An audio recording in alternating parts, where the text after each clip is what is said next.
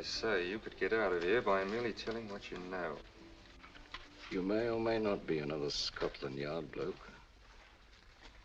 But I'll give you the same answer I gave the others. I still have 2 years, 8 months, and 6 days left in which to make musical boxes. That'll be sold at auction for the benefit of this delightful sanctuary. And I intend to serve them.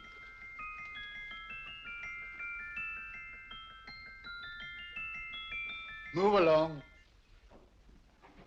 And now we come to the next object on our list, or I should say objects, because there are 3 of them. Now, ladies and gentlemen, these can be bought together or separately.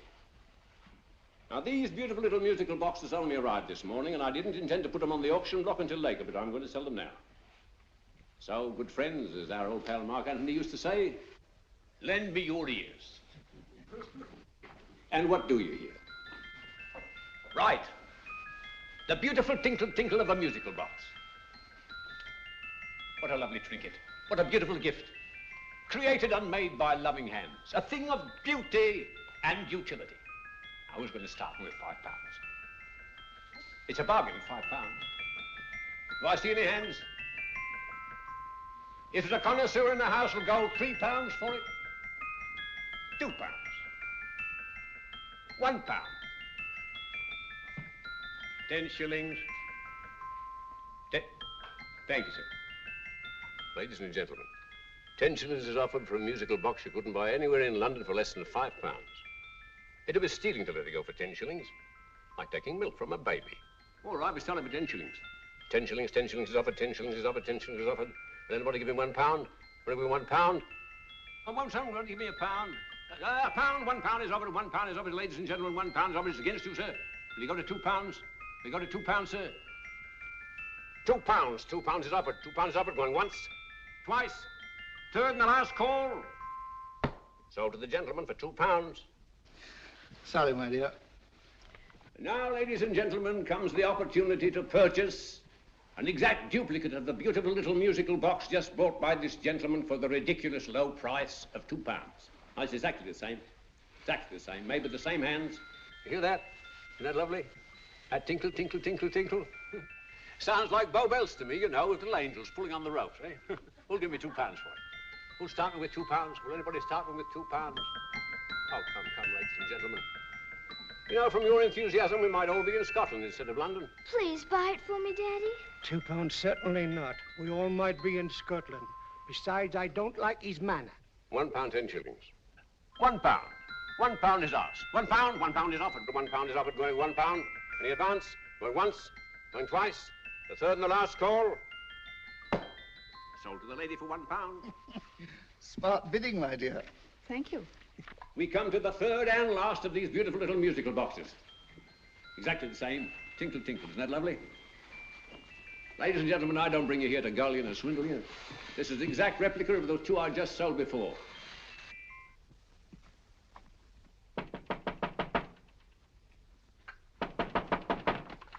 We're closed. But this is extremely important. Come in, sir, come in. I'm sorry to disturb you, but I was unfortunately delayed from arriving in time to bid on certain articles which I was rather anxious to obtain. Oh, perhaps they weren't sold, sir.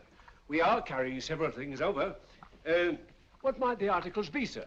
3 identical musical boxes, about so large. Oh, I'm sorry, sir, but they were sold. Pity you weren't here to bid on them. They didn't bring anything like the real value. I'm most anxious to obtain them. I wonder if your records would show who the purchasers were. Oh, we don't usually give out that information, sir. For certain, shall we say, sentimental reasons, I'm most anxious to get in touch with the purchasers. I'd be willing to pay, shall we say, £5. Well, for certain sentimental reasons, sir, we'd be very happy to oblige. Alfred, today's sales. The 3 musical boxes. Musical boxes, oh. Ah, here we are. The first purchase for £2 from Mr. Julian Emery, 52 Portman Square. Write this address down, Alfred. Yes, sir. Second didn't leave any name. Oh, how unfortunate. I think she's a dealer. You see, they don't like us to know where the things are going. On account of the profits. You say the second purchaser was a woman. Can you give me a description of her? Oh, she was a young woman. Fairly tall, slender, had a light complexion and dark hair, and she was wearing A grey suit, don't you remember? That's right. She probably runs a gift shop. She paid £1. You say she comes here fairly frequently? No, I didn't say so. But she does, sir. Like as not, she'll come in on Thursday. We have sales on Mondays and Thursdays. Oh. And the third box? The third, Mr. William Kilgore, 143B Hampton Way. For 10 shillings. Quite a drop from £2. Mr. Kilgore was a Scotchman. Oh. Well, thank you. You've been most helpful. Oh, thank you, sir. And any time you're passing, drop in. We always have lovely things for sale. Our card, sir? Thank you. I'll be back Thursday.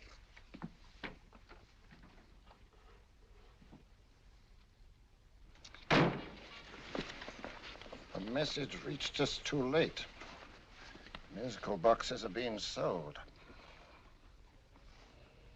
Well, let's get out of here.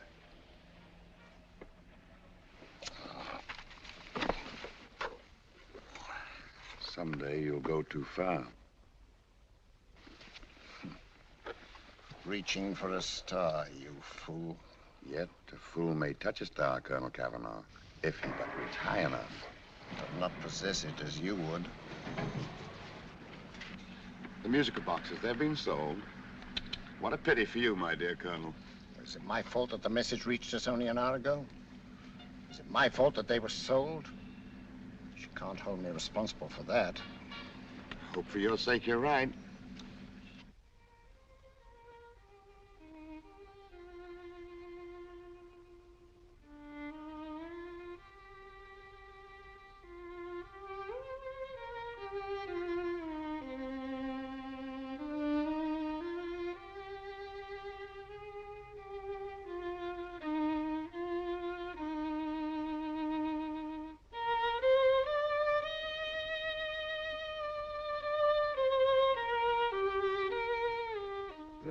Upon you tonight at 7:45, a gentleman who desires to consult you upon a matter of the very deepest moment.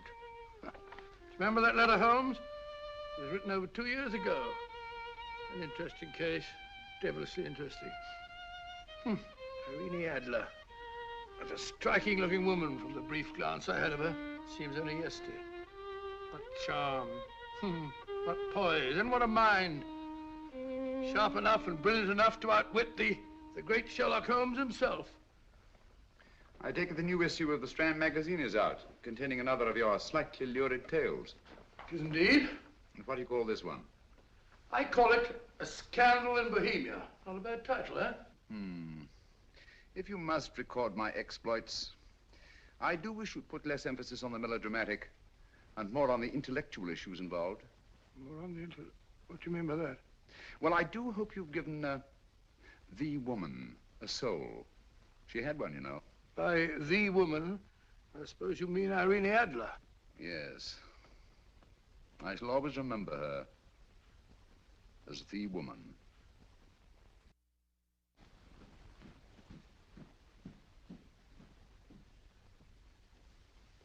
Come in. I Stinky. That's him, old boy. How are you? How are you, old boy? I haven't seen you for years. I want you to meet my old friend Sherlock Holmes. Holmes, this is Stinky. In other words, Julian Emery. How do you do, Mr. Emery? Watson has often spoken of you. Oh, has he? Yes, we were at school together. Yes, more years ago than I care to remember, but you didn't come in here just to remind me of that. No, I just happened to be in the neighborhood and saw your lights burning, so I took the liberty of looking you up.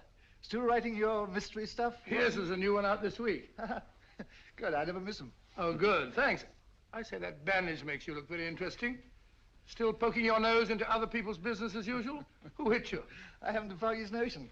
Somebody knocked me on the head in my own living room, and then proceeded to commit the most idiotic burglary you ever heard of. Fellow must have been balmy as a coot. Balmy? Why? Come sit down, old boy. Thanks. Would you like a cup of tea? Huh? Oh, all right. I'll go and tell Mrs. Hudson about it. Why do you say the robbery was idiotic, Mr. Emery? Oh, simply from the fact that with about £5,000 worth of musical boxes in my living room, the thief, who I caught in the act, made off with one that isn't even worth £5. I gather you're a collector of musical boxes. Yes, I am indeed. Some of them are very beautiful, but not the one that was stolen. The thief evidently grabbed the first thing that came to his hand when he heard me coming into the room. Still, it's rather odd, isn't it, that having disposed of you, he didn't pick up something more valuable. Was there anything unusual about the stolen box? No, nothing at all. No, I picked it up in the south of France, several years ago. You say you have many valuable music boxes, and yet the thief made off with one that isn't worth £5. Sounds like rather an intriguing little problem. Yes, well, I take it that he was just an ordinary petty thief and didn't know the value. That is a possible explanation, and yet I venture to say that the average petty thief has a more extensive knowledge of the value of objets d'art than the average collector. Well, anyway, that's Scotland Yard's theory. They didn't get very excited about it. That's consistent anyway. I wonder if I might see your collection, Mr. Emery. Oh, of course you could, yes. Nothing a collector likes more than showing off his trophies. When would it suit you? No time like the present. Good. My place is just round in Portman Square. Shall we? Yes, right. Hello? Where are you going? Stinky hasn't had his tea yet. Oh, I'm sorry. We're going round to my place, where I'm going to give you something better than tea. Now, this one was made for Louis XV, and is one of the very few still in existence from that period, and a particularly fine specimen at that. Charming, isn't it? Quite. They all sound to me like a lot of mice running about on a tin roof. I'm afraid you have no ear for music, Watson. Give me a good old band playing a rousing march. You'll have all your silly little tweets.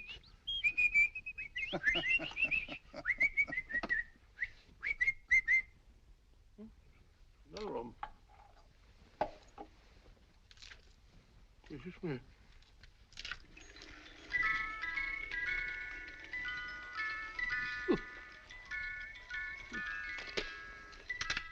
Stupid thing. Singing rabbit. What would you say offhand is the value of a box like that, Mr. Emery? Well, it's hard to say offhand, but I think we'll bring about £500 or £600 today. It's the gem of my collection. Yet a thief who steals an oddity like a musical box passes up one worth £500 for one of almost no value at all. Odd. Very odd. What was the stolen box like, Mr. Emery? Oh, just a plain wooden box about so big. As a matter of fact, I have one over here almost exactly like it. I picked this up yesterday at an auction room in Knightsbridge. Paid only £2 for it. Of course, I wouldn't in the ordinary way add one like this to my collection, but the tune intrigued me. I'd never heard it before.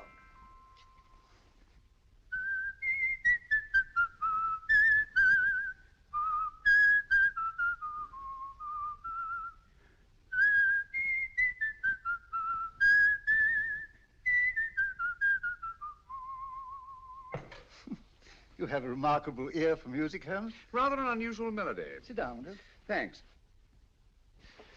You say you bought that box at an auction sale yesterday? Yes, the Gaylord auction rooms in Knightsbridge. Run by old, what's his name? Crabtree. Handsome man. At what time was the robbery committed? Oh, about 3 o'clock this morning. You know, Mr. Emery, that box and the robbery might well be cause and effect, especially since you say that the stolen box outwardly resembles this one a great deal. And Scotland Yard were not particularly interested, eh? Oh, yes, but I wouldn't blame him for that, especially as I told him I was quite unable to describe the thief, except, of course, for the fact that it was definitely a man. All you remember is that you came in here and someone struck you on the head. Yes, and the next thing I knew, my man was trying to revive me. It might be wise for you to put that box away somewhere and lock it up. Oh, I don't think that's necessary. Besides, everything's insured. Well, at least if any further attempts at robbery are made, I'd suggest that you call the police, rather than running into any personal danger. Oh, come, Holmes, aren't you being a bit of an alarmist? Possibly. Well, I must agree with old Stinky. Seems to me you are making rather a mountain out of a moleskin. Molehill is the word, old boy, and it's time you were in bed. Thanks so much for letting us see your place. Now, it's been glad meeting you. Holmes, I can't understand why you were so mysterious. Seems to me the petty thief explanation was the only sensible one. Really? Yes, I can't see how you can believe it was anything else. I didn't say I believed it to be anything else. The petty thief theory is the obvious one, I grant you. However, it's often a mistake to accept something as true merely because it's obvious. The truth is only arrived at by the painstaking process of eliminating the untrue. We are not able to do that in this case without further data. Rubbish, you're pulling my leg. You're trying to turn a tuppenny halfpenny robbery into an international plot. No, I'm not. I just hope that your friend Stinky is a little more cautious in the future. Just in case.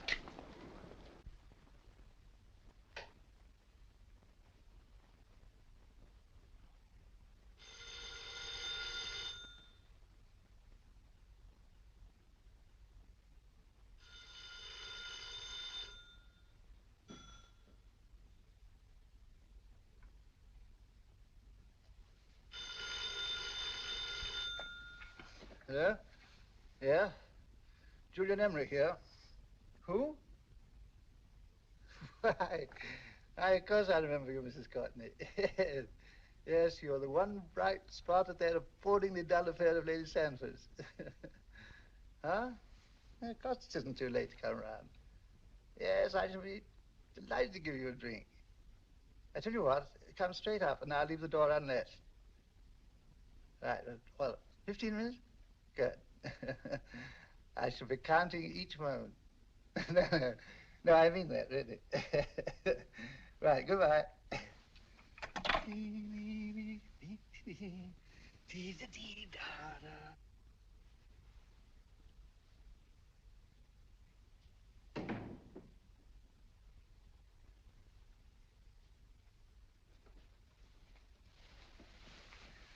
Boo!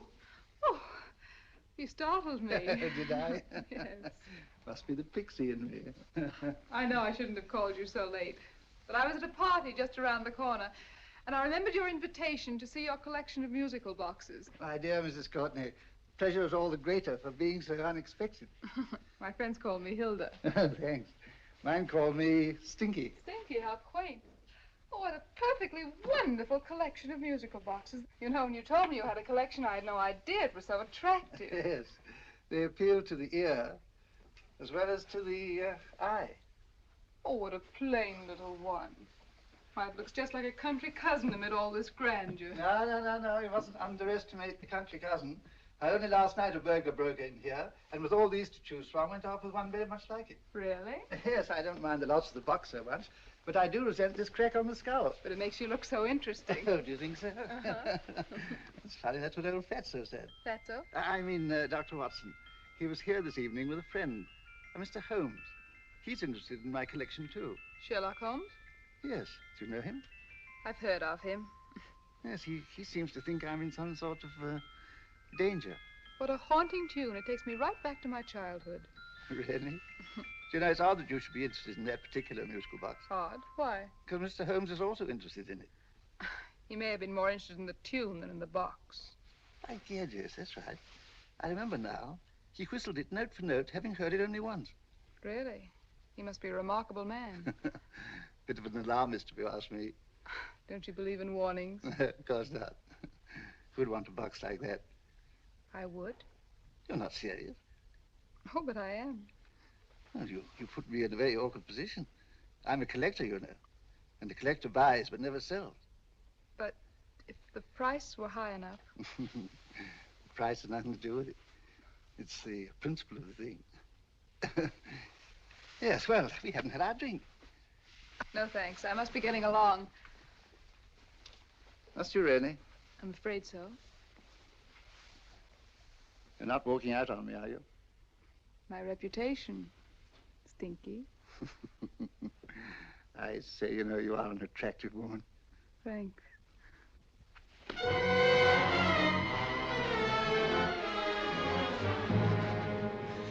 You fool. I told you to wait outside. What did you have to kill him for? All I had to do was walk out with this.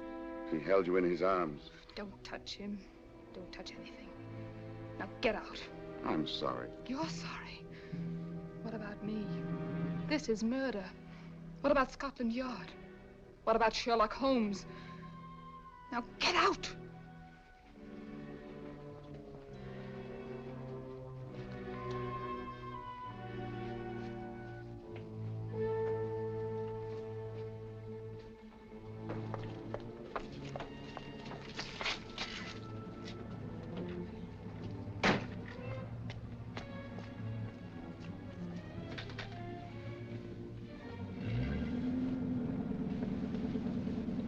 Did you get it? Good. Did you have any trouble with him? Just a matter of murder. Ah, Mr. Holmes. Hopkins? Thanks for coming so promptly. Inspector Lestrade suggested that I call through to you. Mr. Emery was the client of Mr. Holmes, Inspector. Indeed. You didn't mention that when I telephoned you, Mr. Holmes. Well, not exactly a client, Inspector. Sergeant Thompson? He was killed between the hours of 11 and 2 o'clock this morning, Mr. Holmes. Must have been someone he knew, someone of whom he had no suspicion. Poor old Stinky. It's all my fault. I should have prevented this. Well, it's no time to start talking about that now, Doctor. Apparently it's gone. That's the second attempt on the musical box that Emery bought at the auction sale. And this time it was successful. But that box was only worth £2. It was worth a man's life, Watson. I think we'd better pay a visit to Gaylord's auction room and that fellow Crabtree. Inspector, may I suggest that you make a complete search of this flat for a small, plain, musical box about that size? Thank you. Come on, Watson. You say the first box went to Mr. Julian Emery. The second to Mr. Kilgore, 143B Hampton Way. And the third to the unidentified young lady who presumably has a shop and lives near Golders Green. That's right, Mr. Holmes. Isn't it rather strange, Mr. Crabtree, that you should have had 3 identical musical boxes all playing the same tune? Where'd they come from? Dartmoor Prison. Dartmoor? Yeah, we get a regular shipment from there every month. The inmates manufacture them. Well, they make all kinds of things, you know, pipe racks, waste paper baskets, musical boxes. Did you happen to notice if anyone showed any particular interest during the auction in the purchasers of these 3 boxes? Oh, come now, Mr. Crabtree. This is very literally a matter of life and death.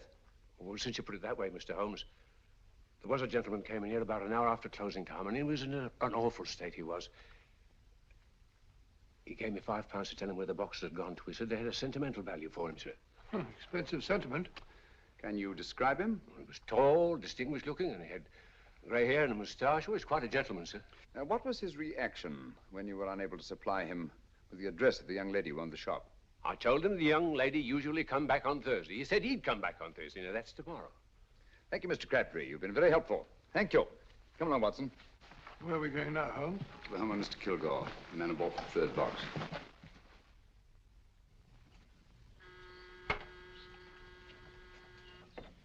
But hang it all, Holmes, how do you know those other 2 musical boxes are of any importance? I don't, but I certainly have no intention of waiting until the owners are murdered to find out. No one at home. I hope that's the explanation. I'll have a look through this window.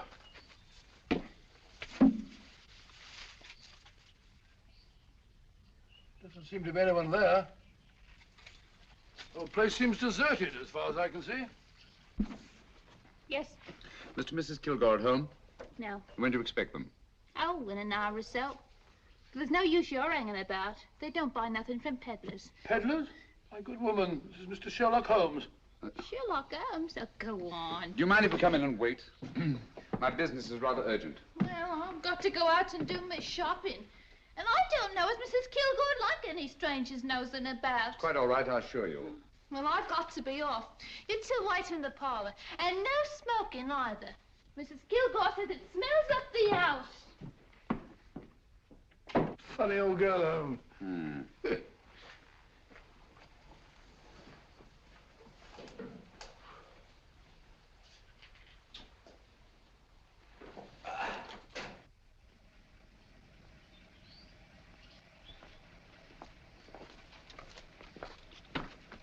Park Lane. Park Lane? And what would the likes of you be doing in Park Lane? Now, don't worry about the fare, Ducky. If you knows how to get to Park Lane, up it.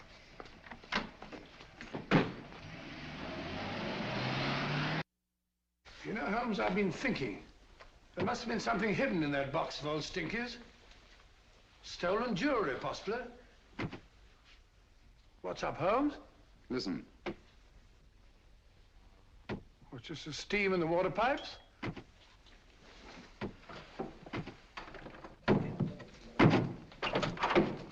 Watson! Great Scott! Come on, Holmes. Get on the chair here. It's all right, my dear. There. Now, don't worry. It's all over. There you are, dear. Don't cry anymore. She tied me up and shut me in the cupboard. I know. She won't come back. Did you show her your new musical box?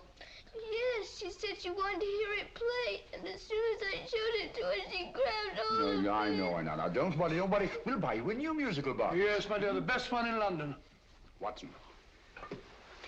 Oh, what a fool I've been. What do you mean, Holmes? She took the musical box out of this house in that market basket, right under our very noses. Why could the Kilgore charwoman want to take the music box? She isn't the Kilgore charwoman. She's a consummate actress. An extremely clever, unscrupulous woman who will stop at nothing. Take care of the child, will you, Wallfellow, till our parents get back. Explain everything to them. Of course I will. But, Holmes, where are you going? Somewhere, somehow, I must get to the young lady who bought that third musical box before our opponents find out. I only hope that I won't be too late. Oh, no. No, darling, you mustn't cry anymore. Now, cheer up. Would you like to hear old Uncle make a noise like a duck?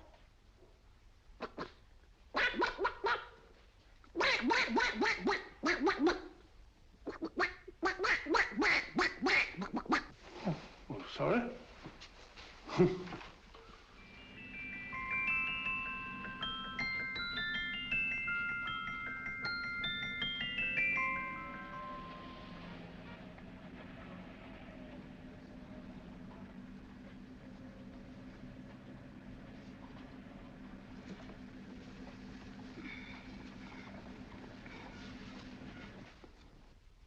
Now, ladies and gentlemen, how much am I offered for this beautiful lace Dresden china figurine?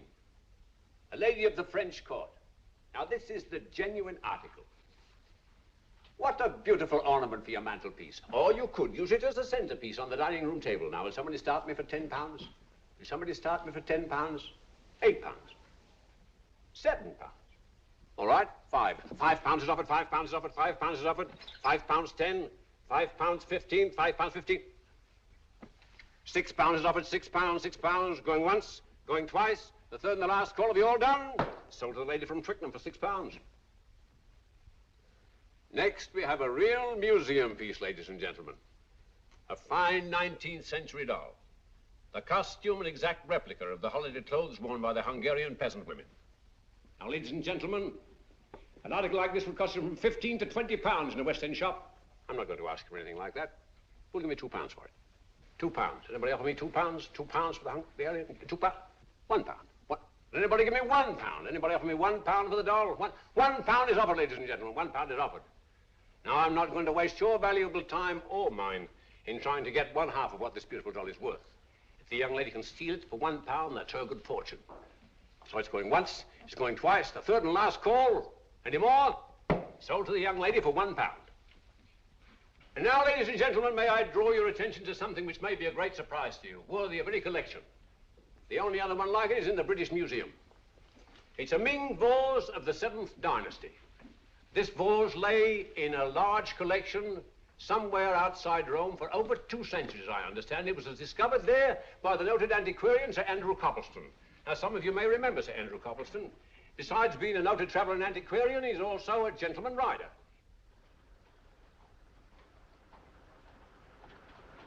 The girl with the parcel in her hands, that's her. Are you sure that's the girl? Well, she fits perfectly the auctioneer's description. Follow her, Hamid.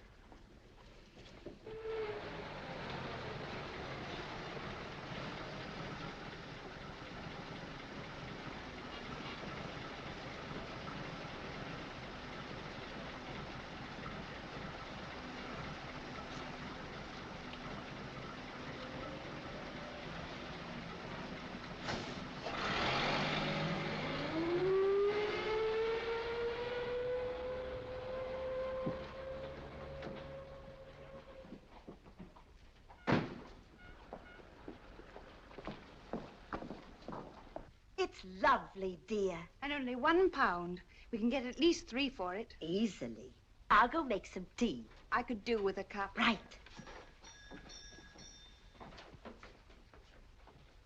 Good afternoon. Good afternoon. I'm looking for a birthday gift for a 7-year-old girl. What would you suggest? We have some lovely dolls. Now, this Hungarian I think peasant... she has enough dolls already. Books are always welcome. Well, I'm looking for something a little different. Well, that's rather cute. What is it? Well, that's a musical box. Children always love them. And this is an exceptionally nice one. It plays many tunes.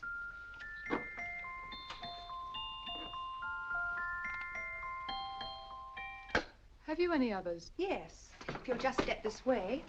I have only 2 left.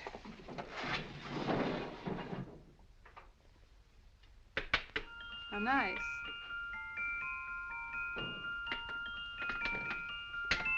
Are you sure this is all you have? I'm sorry.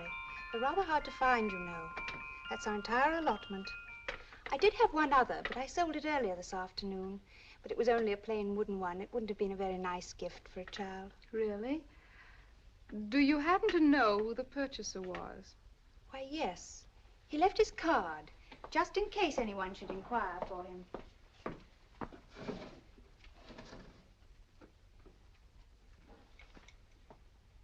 How interesting. I'm sorry, but I'm afraid I'll have to look a bit further. Thank you anyway. Good afternoon. Thank you.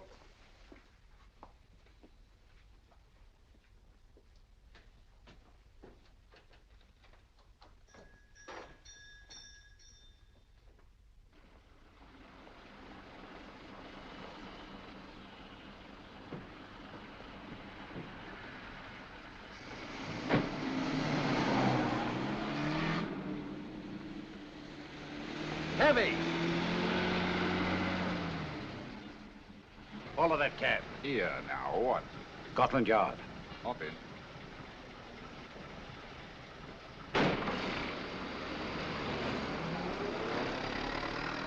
Sherlock Holmes. I might have known. We thought we were the hunters, instead of which we're the hunted. We've been fools. We played right into his hands. Of course. He's had us followed. Don't look. The man in front of the toy shop. Hamid, turn sharp right at the next corner and again at the next.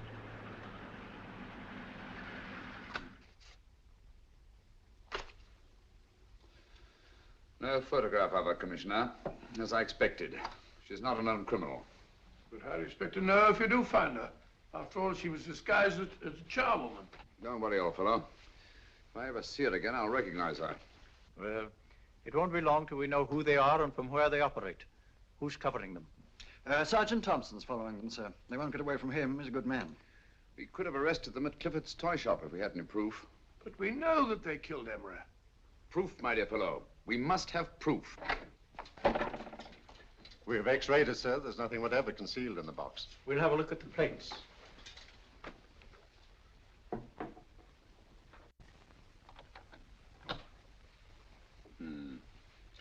There must be some clue. And it's probably so obvious that we've all overlooked it. Seems to me we're up against a bunch of lunatics. Not lunatics, my dear fellow. Extremely astute, cold-blooded murderers. What can these little musical boxes have in them that's so important? Don't forget they were made in Dartmoor prison. You can smuggle stuff into prison, but not out. Do you want us to break the box apart, sir, to see if there's anything the x-ray hasn't caught? No, not yet. Do you mind if I take it? Certainly. Thanks.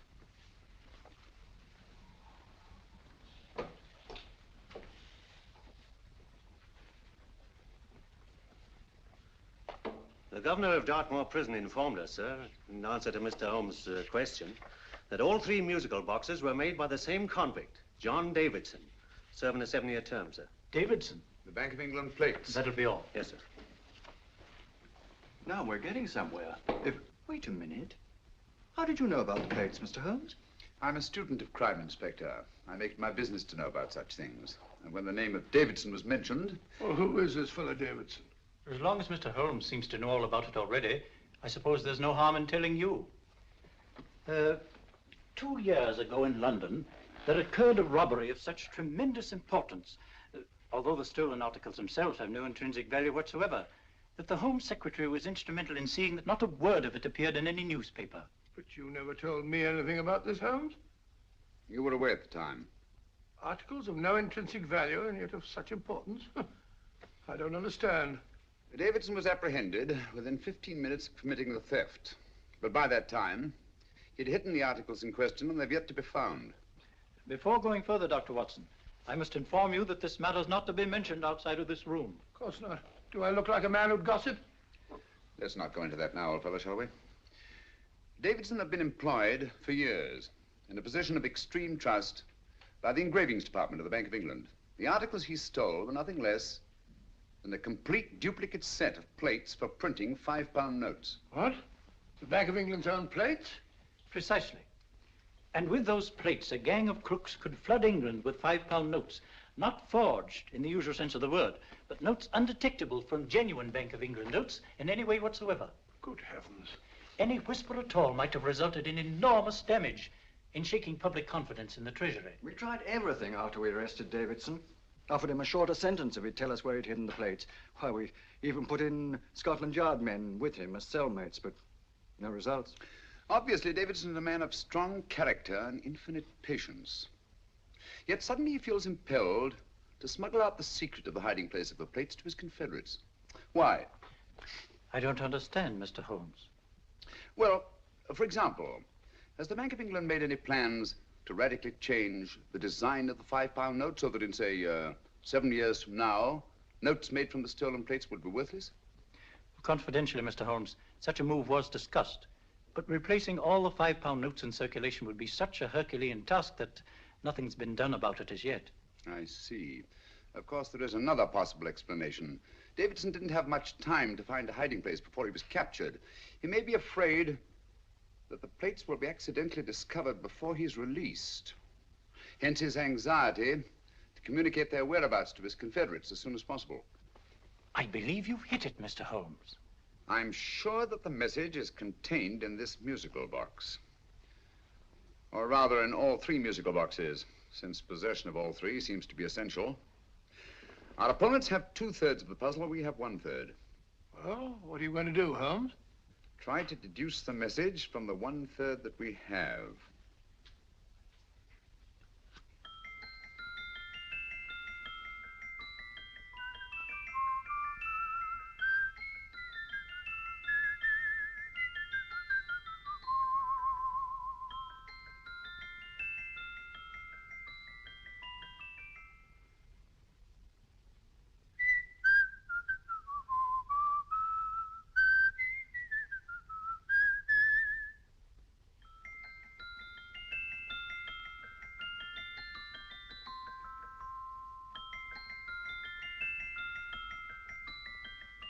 It's the same tune as the one played by Emery's musical box. And yet it's different. Sounds the same to me. The tune. Somehow the tune is the key to the mystery. It must be the tune. Otherwise, why use 3 musical boxes to convey the message? Why not collar boxes or shoe boxes? Yes? Oh, it's for you, Inspector. Oh, thank you, sir. Inspector Hopkins speaking. What? Where? Golders Green Station reports they've just found Sergeant Thompson's body. From the tire marks on his clothes, he was apparently run over by a taxi. What an unfortunate accident. Not an accident, my dear fellow. I'm afraid it's murder. Oh, you never know just who you're going to meet when you're walking down a busy London street. Mrs. Hawkins, Mrs. Brown, any subject of the crowd. Oh, you never know just who you're going to meet. So you better hold your topper in your hand, just in case you meet a lady on the Strand. Girls will think you're kind of sweet, and your day will be complete. Oh, you never know just who you're going to meet. Now, a gentleman is judged by his appearance. Yes, a gentleman is judged by how he talks. Now, he's much better off when he's acting like a toff, especially if he's taking him a walk. What on earth is this outlandish place? A rendezvous for actors. Actors? Buskers, old boy. You've seen them 1,000 times. Actors who entertain the queues, waiting outside theaters. Who you're going to meet when you're walking down a busy London street. So you better wear your best, advise to look your best, 'cause you never know just who you're going to meet. So you better keep your manners right in view, just in case a lie gives a how'd you do. Keep your trousers in a pleat, shine your shoes and keep them neat, 'cause you never know just who you're going to meet. Blimey. Mr. Holmes. How are you, Joe? Never met him. And yourself? Fine, thank you. I want you to meet a friend of mine, Dr. Watson, Joe Sisto. Oh, well, any friend of Mr. Holmes is a friend of mine. Hi, Joe. He did me a good turn once that I'll never forget. Yes, I cleared Joe of a most unpleasant charge. Murder, no less. Oh, really? By proving to the satisfaction of the police that he was busy at the time blowing open someone's safe. That's right, Governor. Good gracious me. Joe, now you can help me. Come on, buzz off, buzz off. Come on, up it, up it. Can't a gentleman have some peace and quiet around here? And you too. There you are, Mr. Holmes. Now we can have some peace and quiet around here. Thank you, Joe. There's £5 in this for you. Well, I wouldn't want to take it on myself, sir, but I can get somebody to do it for you for half of that. You don't know what the job is yet. For £5? Murder, ain't it? What? No, Joe, not murder, just music. I want you to identify a song for me. Oh, there ain't a song that's been written that I don't know. That's why I came to you. Of course, the violin is more my instrument, but, oh, well, here we go. Now, listen to this, Joe.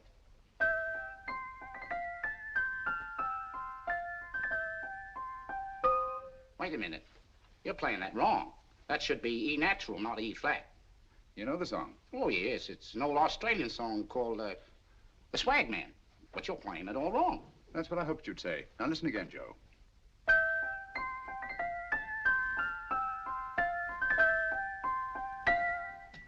That's the same tune, all right, but you're making different mistakes than you did the first time. No, not mistakes, Joe. Call them variations. Here, play the song for me, will you, the way it's written.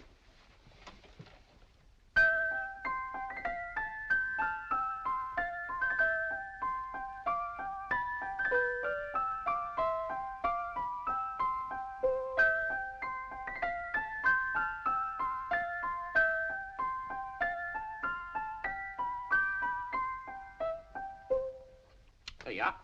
Thank you, Joe. What's it mean, Holmes? Are you onto something? Perhaps. I don't know yet. It's probably a code of some sort. Joe, could you write the song down for me? The way it was originally written? Oh, sure, Mr. Holmes. But it'll take a few minutes. Mm-hmm. Here, Mabel. Pale ale. Come on, up to it. Along with it.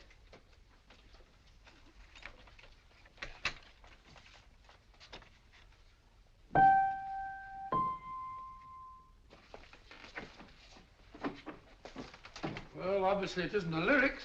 No combination of those words made any sense at all. The variations in the way Emery's musical box played the tune are different from the variations in the one we have.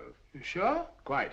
You see, I took the trouble to memorize the tune as played by Emery's box that night we were with him in his flat. Holmes, you amaze me. Elementary, my dear fellow. One of the first principles in solving crime is never to disregard anything, no matter how trivial. But why are 3 boxes? Why not 1?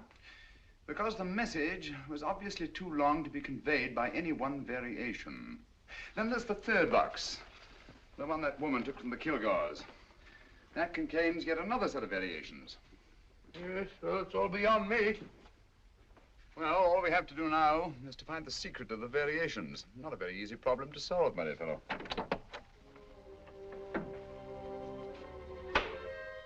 Hello. What's up? We've had company.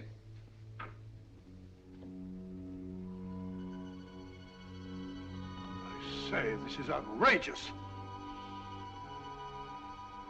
Ask Mrs. Hudson to come in here, will you? Right.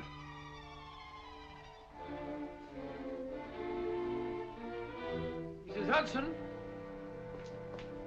Yes? Oh, there you are. Will you come up here at once, please? Oh, coming, sir.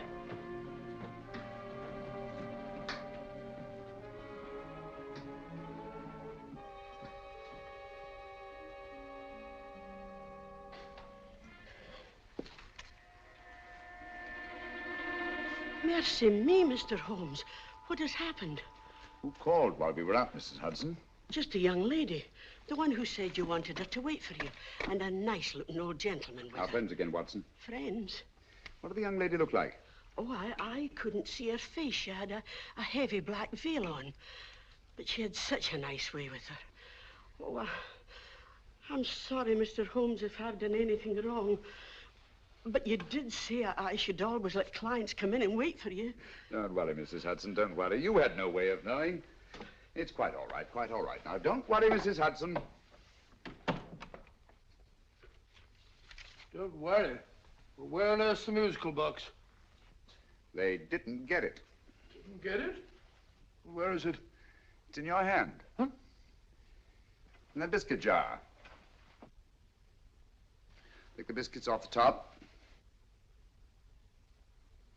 Now put your hand inside, and you'll find the music box. Well done, Holmes. Well done. Amazing.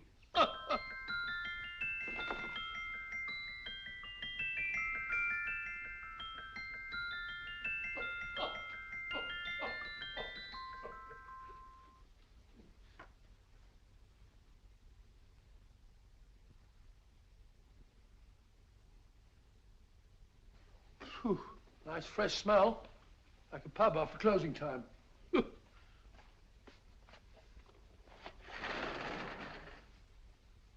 I say, Holmes. What? It's morning. Allow me to congratulate you on a brilliant bit of deduction.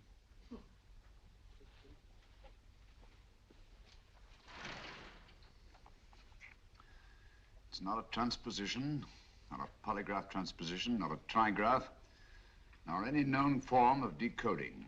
How about the Morse code? Have you tried that? Yes, at about 3 o'clock this morning. I'm sorry, old man. I was only trying to help.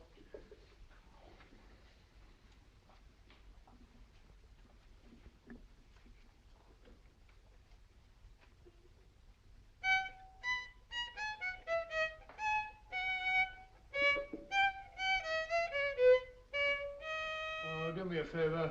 Not again. Must have heard that thing 1,000 times. Kept me awake all night.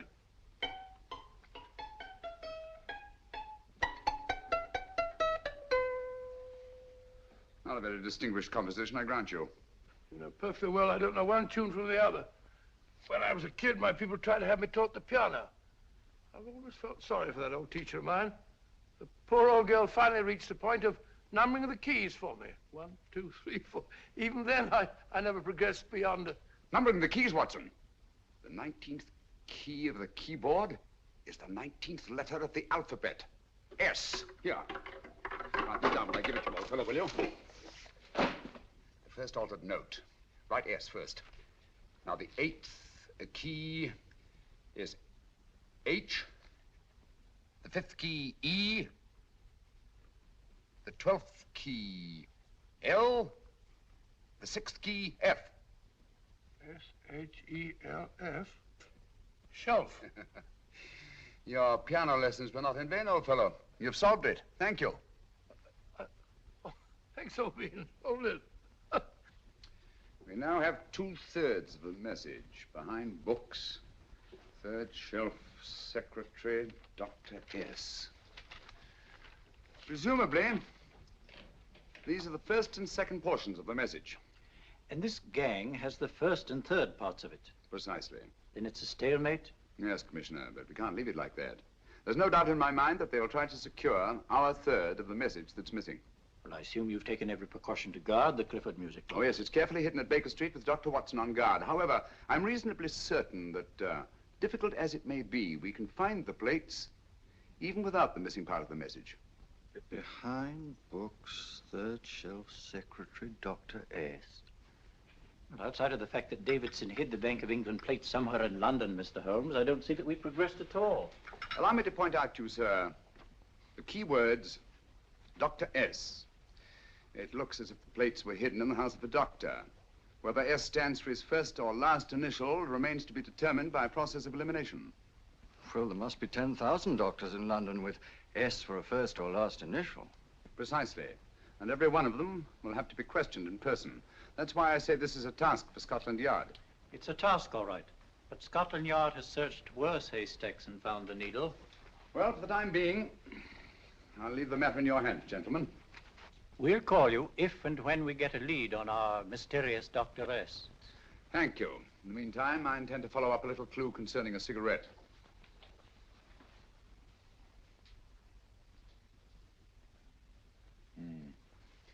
You're certain of the identification of the tobacco? Absolutely. I have made up this special blend for only 3 customers. It is almost pure Egyptian, with admixture of latakia for added body, and a pinch of perique. Merely a whisper, as one might say, for elusive fragrance. Yes. And the 3 customers? Major Wilson in Bombay, India. Mrs. Catherine Leamington Smith in Ireland. Yes, and the 3rd? Mrs. Hilda Courtney of Park Mansions, Bryanston Square. Thank you. Thank you very much. You've been most helpful. It is a pleasure to have been of service, Mr. Holmes.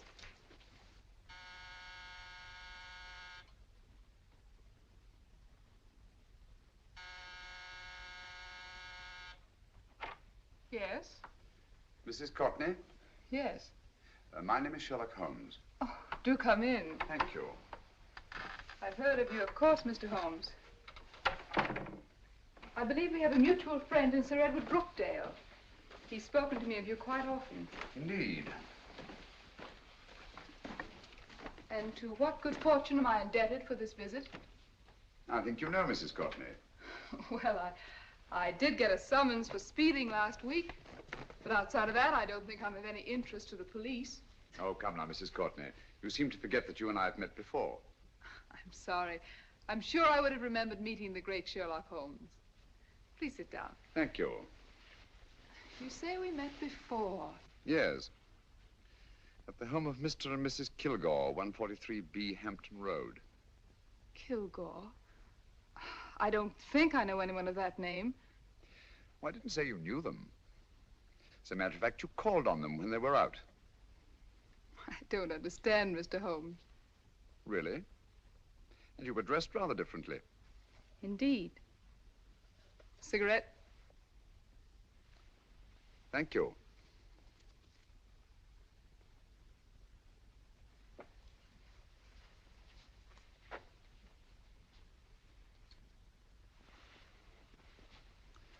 Thank you.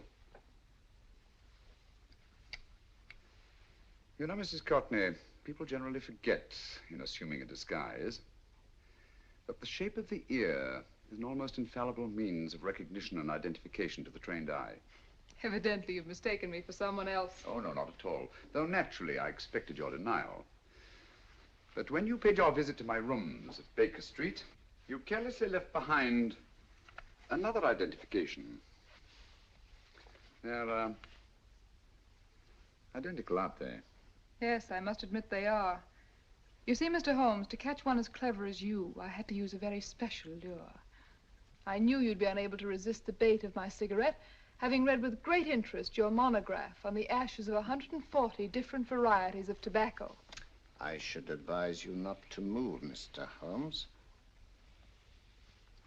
I must congratulate you on your ingenuity, Mrs. Courtney. It was indeed a brilliantly designed trap. Thank you, Mr. Holmes. Praise from a master is indeed gratifying. I shall always cherish the memory of your flattering words. Memory? Precisely. I'm afraid these gentlemen have a most regrettable task to perform. Unless, of course, you care to turn over the missing musical box with your pledge to take no action against us in the future. I'm afraid that will be impossible. I thought that would be your answer. Hamid! Careful! Careful. There's no need to be unnecessarily rough with our distinguished guest. You realize, Mr. Holmes, that your demise will not take place here. The corpus delicti, you know. Well, naturally. Shall we go? It's so fearfully awkward having a dead body lying about. Don't you agree, Mr. Holmes? Another dead body shouldn't weigh too heavily on your conscience, Mrs. Courtney.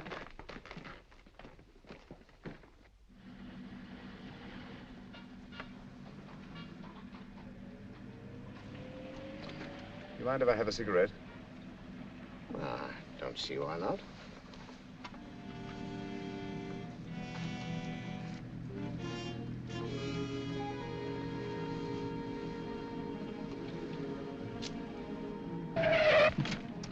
Be careful, Hamid. It's the brakes, they bind. Thank you, Colonel Kavanagh. It's very considerate of you.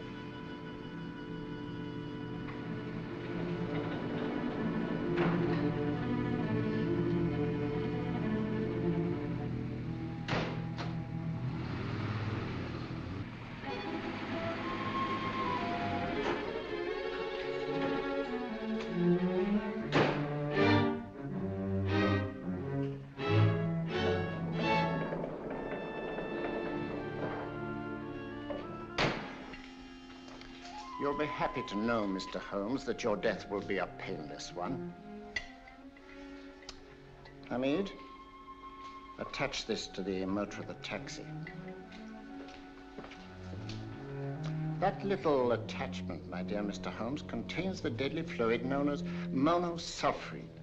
The Germans use it with gratifying results in removing their undesirables.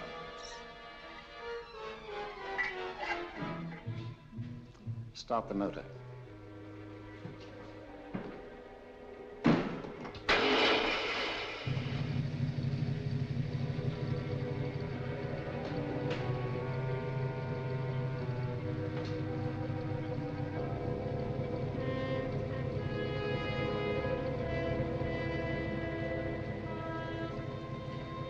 Tape his mouth.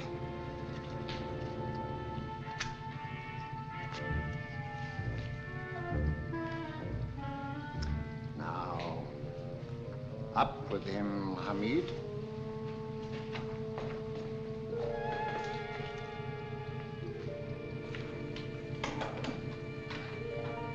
You find yourself like Muhammad's coffin, Mr. Holmes, suspended between heaven and earth.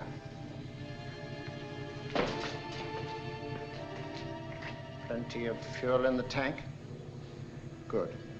It would be too bad to have anything go wrong through so simple an oversight.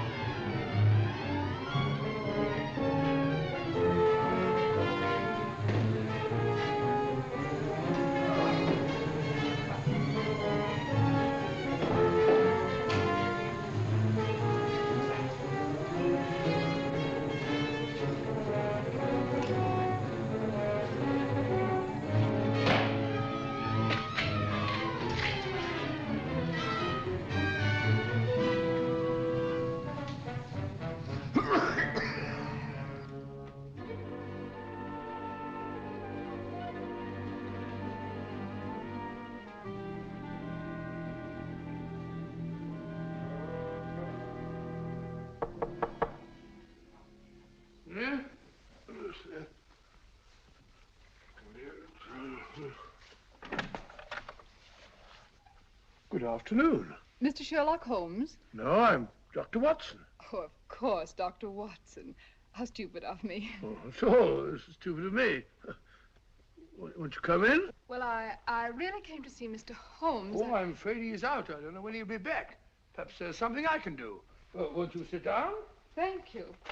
You know, Sherlock Holmes and I have been engaged on a great many cases. Oh, really? Yes, indeed. As a matter of fact, this very moment, we're involved in one of the most baffling... Oh, well, won't you tell me your trouble, and I may be able to help you. That's very kind of you, Dr. Watson. Perhaps if I wouldn't be imposing too much. Imposing? Oh, there's no imposition. No imposition at all. A pleasure, I assure you. Now, tell me all about it, Miss Williams. Mrs. Williams. I live in Surrey, Dr. Watson, and I've come up to London in sheer desperation. My only sister has disappeared, and the local police seem utterly unable to find her. Well, Holmes and I solved a case exactly like that once. Very interesting as far as I remember. I call it the adventure of the solitary cyclist. Oh, sorry. Now I come to think of it, it wasn't so very similar. Entirely different. I think what I was saying.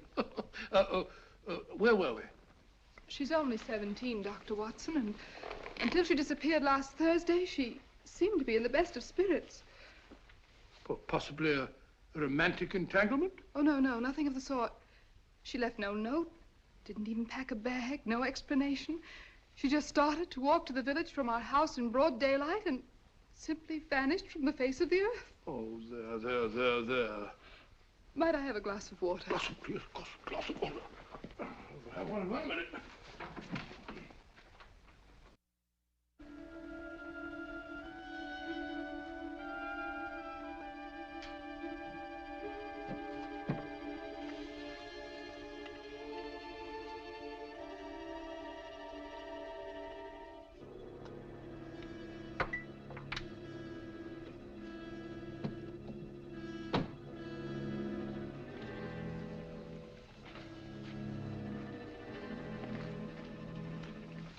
There you are, my dear. Thank you, Dr. Watson. No, you're not to cry anymore. You must pull yourself together. I feel much better already knowing that you're going to help me. Oh, Dr. Watson, look! Good heavens!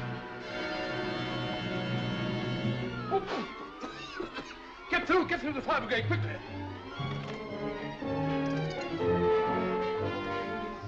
Haven't you a fire extinguisher? By George, we have in the kitchen.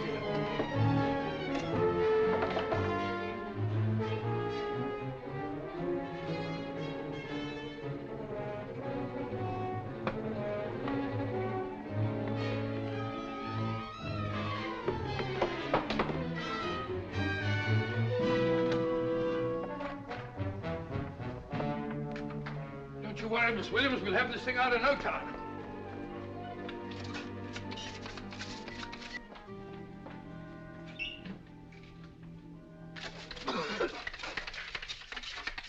That's got it.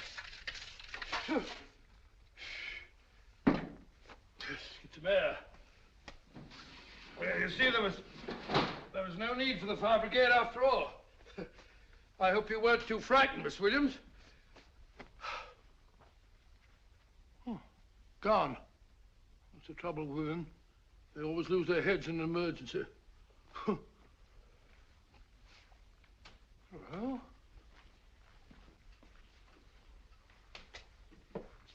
a musical box. Great Scott! Miss Williams!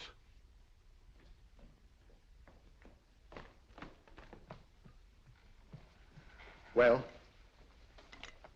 Good. And Holmes? By now, Mr. Holmes has no doubt exchanged his violin for a harp. Always assuming that heaven is his destination. And now that we have the missing musical box.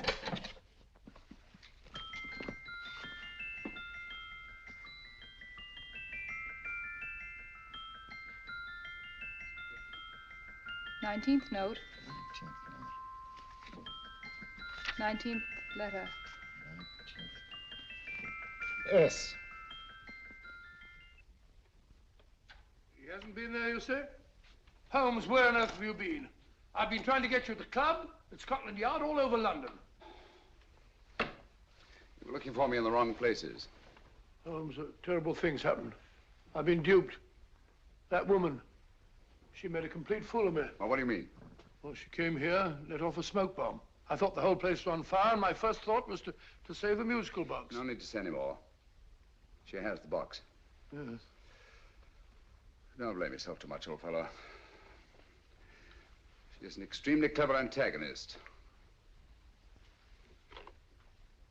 Smoke bomb, you said? Well, you can console yourself with the thought that your charming friend is at least a reader of yours. What do you mean? If I remember correctly, you wrote about my little experiment with smoke and the cry of fire in a story you entitled A Scandal in Bohemia, which has just appeared in the Strand magazine. All right, old boy. Don't rub it in. Well, it may cheer you up to know that you made a fool of me, too.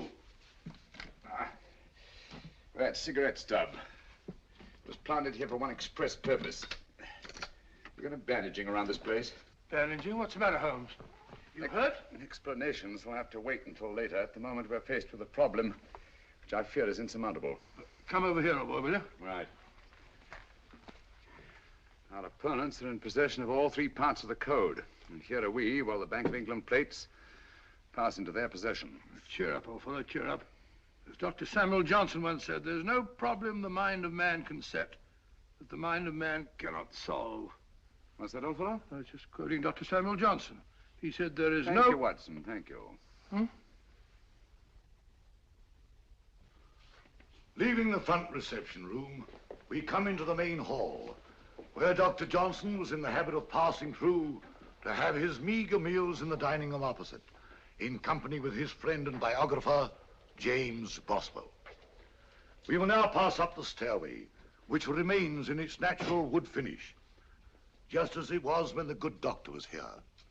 The framed etching on the wall is believed to have been presented to Dr. Johnson by the distinguished painter, Sir Joshua Reynolds. I've been told here that picture was given in by Mrs. Thrale, and it's definitely not a Reynolds. Is that important, my dear? Oh, I'm sorry. This way, ladies and gentlemen, please, this way. Move along, children, move along. The secretary's not on this floor. Patience, Hamid. I've a feeling My that... dear Colonel, with Sherlock Holmes out of the way, what could go wrong?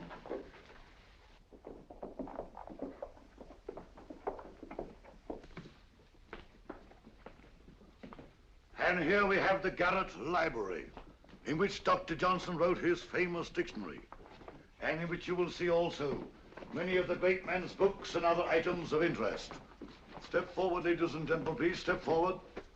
Standing in the corner is the secretary, which contains many of the original works by the literary genius. On this table, Dr. Johnson's cat, Hodge, used to sleep while his master worked. A strange thing about this cat, ladies and gentlemen, was its love of oysters. They do say that the dear doctor often went hungry to find the cat that delicacy. What a pity. Now we will visit the grey room, which is immediately below us, in which you will see the very bed in which Dr. Johnson died. What did he die of? Gout. Just gout. This way, ladies and gentlemen. Mind the steps, please.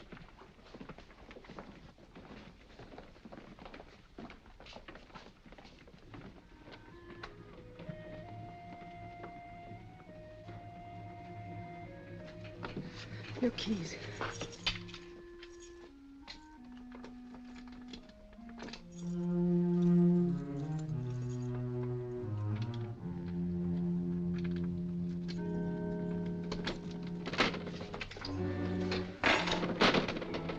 Third shelf up.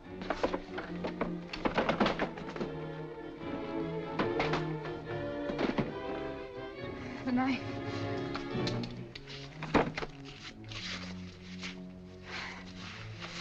Gentlemen, the Bank of England plates. Well, Mrs. Courtney, so we meet again. No, I shouldn't do that if I were you, Colonel Cavanaugh. I must congratulate you, Mr. Holmes. You're far more clever than I thought. Thank you, Mrs. Courtney. Praise from you is indeed gratifying. I shall always cherish the memory of your flattering words. Memory? Oh, thank you. And now I have a most regrettable task to perform.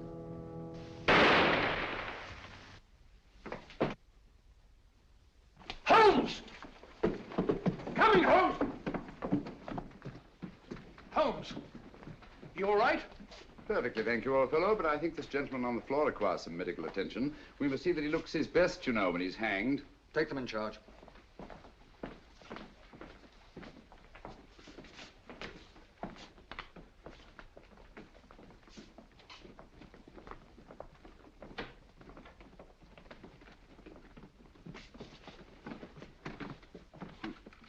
A brilliant antagonist. It's a pity her talents were so misdirected. Will you see that these plates are returned to the Bank of England, Inspector? I still don't understand how you solved it, Mr. Holmes. It's entirely due to Dr. Watson. He gave me the clue when he mentioned Dr. Samuel Johnson. Well, congratulations, Doctor. Oh, thank you, Inspector. I don't think I'd have done it entirely without Mr. Holmes's help, you know.